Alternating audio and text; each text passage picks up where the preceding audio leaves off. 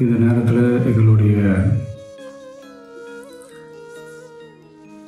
வழிகளை, எங்களுடைய நிலைமையை புரிஞ்சுக்கிட்டு எங்களுக்காக பேசின அரசியல் கட்சிகளை சார்ந்த நண்பர்கள், தலைவர்கள் அனைவருக்கும் என்னுடைய நன்றியை தெரிவிச்சுக்கிறேன். கிட்டத்தட்ட ஒரு 5 மாவட்டத்துக்கு பிரச்சாரத்துக்கு போனோம். இந்த மாதிரி எதுவுமே நடக்கல. ஆனால் கரூரில் மட்டும் ஏன் இப்படி நடக்குது, எப்படி நடக்குது? மக்களுக்கு எல்லா உண்மையும் தெரியும். மக்கள் எல்லாத்தையும் பார்த்துக்கிட்டு இருக்கிறாங்க.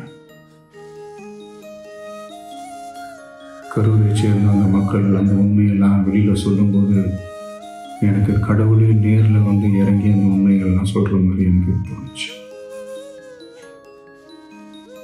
சீக்கிரமே எல்லா உண்மைகளும் வெளியில் வரும்.